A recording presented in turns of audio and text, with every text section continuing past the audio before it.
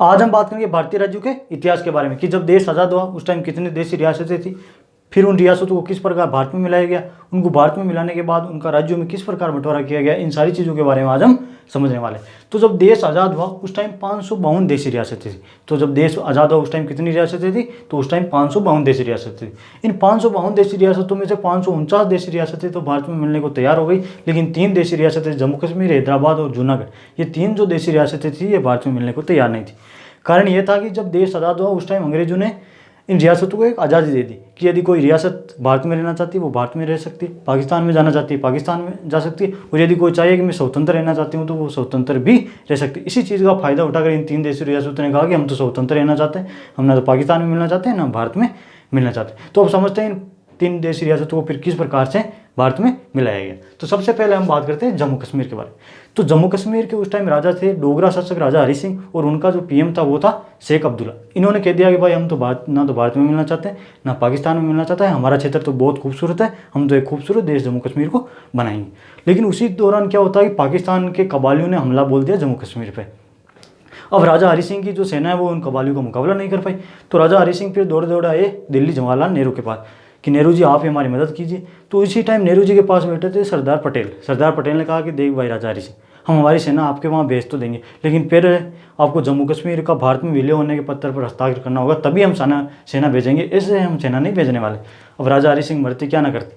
तो फिर 21 अक्टूबर 1947 को उन्होंने जम्मू कश्मीर के भारत में विलय होने के पत्र पर हस्ताक्षर कर दिया।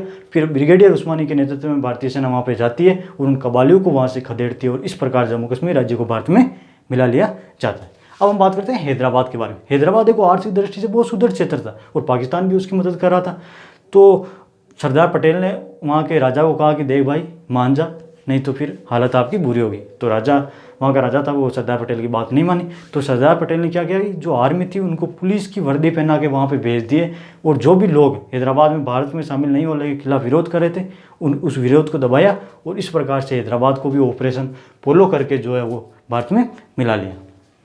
अब हम बात करते हैं जूनागढ़ के बारे में। जूनागढ़ का जो राजा था वो तो था मुस्लिम, और अधिकतर जो जनता थी वो थी हिंदू।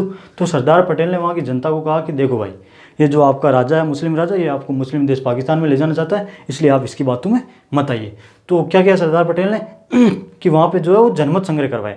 तो जनमत संग्रह करवाया तो लगभग सारे लोगों ने भारत के पक्ष में वोट किया। इस प्रकार जनमत संग्रह द्वारा जो है वो जूनागढ़ को भारत में मिला लिया गया। इस प्रकार 500 की 500 जो रियासत 552 रियासतें भारत में विलय हो जाती। अब इन 552 रियासतों के भारत में विलय होने के बाद जो है वो इनको 4 राज्यों में बांटा गया, A, B, C और D। ए में रखा गया प्रोविंस स्टेट, वो क्षेत्र जहाँ पे ब्रिटिश जो लोग थे वो उनका कब्जा था, ब्रिटिश सरकार का कब्जा था। बी जिसे कहा गया प्रिंसली स्टेट। प्रिंसली स्टेट उन क्षेत्रों को कहा जाता था जहाँ पे ब्रिटिश सरकार का नियंत्रण था, लेकिन वहाँ पे जो शासन है वो वहाँ के राजा लोग करते थे। सी में रखा गया कमिश्नर स्टेट। कमिश्नर स्टेट यानी वो क्षेत्र जहाँ पे बड़े बड़े क्षेत्र भारत के जैसे शहर हो गए, जैसे दिल्ली, जयपुर, मुंबई, कोलकाता, ये क्षेत्र जो है वो कमिश्नर स्टेट में आते थे, जहाँ पे ब्रिटिश सरकार के कमिश्नर बैठते थे, उनको रखा गया सी में। और डी में रखा गया यूटी। उस टाइम एक ही केंद्र शासित प्रदेश था, अंडमान और निकोबार। इस प्रकार पूरे भारत को 4 राज्यों में बांटा गया। अब इतना बड़ा देश जहाँ पे अलग भाषा बोलने वाले लोग, अलग रहन सहन वाले लोग, अलग रीति रिवाज वाले लोग, तो वो एक साथ 4 राज्यों में 4 भागों में कैसे रहेंगे? उनके साथ तालमेल नहीं बैठ रहा था, ना कोई भाषा समझ में आ रही थी एक दूसरे की, ना कोई खान पान समझ में आ रहा था, ना कोई रीति रिवाज समझ में आ रहा था, ना कोई पहनावा समझ में आ रहा था। तो इसका चालू हो गया ज़बरदस्त तरीके से विरोध कि भाई हमको जो है वो भाषा के आधार पर हमारा बंटवारा होना चाहिए, ये ठीक नहीं है जो आपने 4 भागों में बांटा है। तो फिर इसका जो है वो निपटारा करने के लिए 1948 में एस केदार आयोग का गठन किया गया कि भाई आप बताओ भाषा के आधार पर राज्यों का बंटवारा करना सही है या गलत। तो एस केदार आयोग ने फिर रिपोर्ट दी और इन्होंने कहा कि भाषा के आधार पर राज्यों का बंटवारा करना सही नहीं है। तो फिर लगातार विरोध चालू रहा। तो फिर जेवीपी आयोग का गठन किया। इस आयोग के अंदर जवाहरलाल नेहरू, वल्लभ भाई पटेल और पिट्टा सिद्धारमैया थे। इसका जो आयोग का गठन है वो 1 अप्रैल 1949 को किया गया, और इन्होंने भी रिपोर्ट सौंपी और इन्होंने भी कहा कि भाषा के आधार पर राज्यों का बंटवारा सही नहीं है। और उसी दौरान हो जाता क्या है, एक अप्रिय घटना घट जाती है 1952 में। आंध्र प्रदेश के पेटू श्रीरामुलु जो कि 56 दिनों की भूख हड़ताल पर बैठे हुए थे कि भाषा के आधार पर राज्यों का गठन होना चाहिए, उनकी जो है वो भूख हड़ताल के दौरान ही मृत्यु हो जाती है। जैसे ही उनकी मृत्यु होती है आंध्र प्रदेश में ज़बरदस्त तरीके से बवाल हो जाता है। अब अभी भी तो देश आज़ाद हुआ है, अभी देश के अंदर बवाल हो रहा है, तो ये सही बात नहीं है। तो फिर पंडित नेहरू ने जो है वो 1 अक्टूबर 1953 को तेलुगु भाषा के लिए आंध्र प्रदेश को एक अलग राज्य का गठन कर देते हैं। तो इंपॉर्टेंट और भाषा के आधार पर गठित पहला राज्य कौन सा था? तो वो था आंध्र प्रदेश। अब जैसे ही आंध्र प्रदेश का भाषा के आधार पर गठन होता है, भारत के बाकी क्षेत्रों में बवाल हो जाता है कि भाई हमारा भी भाषा के आधार पर, हमारे भी राज्यों का भाषा के आधार पर भाषा के आधार पर राज्यों का गठन होना चाहिए। तो फिर जो है वो पंडित नेहरू ने फजल अली आयोग का गठन किया। फजल अली जो है वो सुप्रीम कोर्ट के जज हुआ करते थे, तो उनके नेतृत्व में फजल अली आयोग का गठन किया गया 1953 में।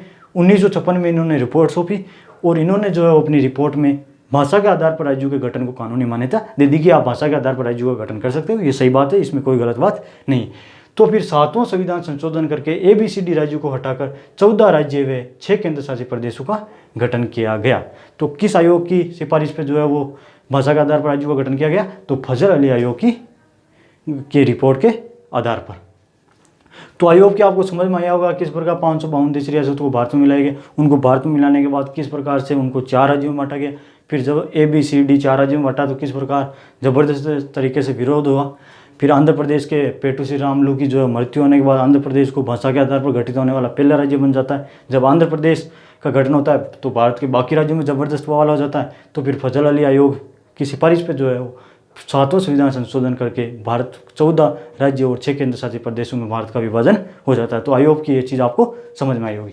अब उसी टाइम एक और विवाद चल रहा था, पेप्सू विवाद। देखो पेप्सू विवाद क्या है, तो पेप्सू का फुल फॉर्म है Patiala and east Punjab state union. ये विवाद क्या था, ये जो पेप्सू क्षेत्र था इसमें कुछ क्षेत्र में हिंदी बोलने वाले लोग रहते थे, कुछ क्षेत्र में पंजाबी बोलने वाले लोग रहते थे, कुछ क्षेत्र जो था वो पठारी था और कुछ क्षेत्र जो है वो विवादित भी था। तो इस पेप्सू विवाद को सुलझाने के लिए 1966 में सहयोग का गठन किया गया।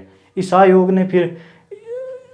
सहयोग ने अपना सॉल्यूशन निकाला और कहा कि जो क्षेत्र में जो लोग हिंदी बोलते हैं उसको हरियाणा बना दो, जिस क्षेत्र में लोग पंजाबी बोलते हैं उसको पंजाब बना दिया, जो क्षेत्र पठारी था उसको हिमाचल प्रदेश बना दिया और जो क्षेत्र विवादित था उसको चंडीगढ़ बना दिया गया। इस प्रकार जो है वो सहयोग ने पेप्सू विवाद का निपटारा किया, पेप्सू विवाद को ख़त्म किया।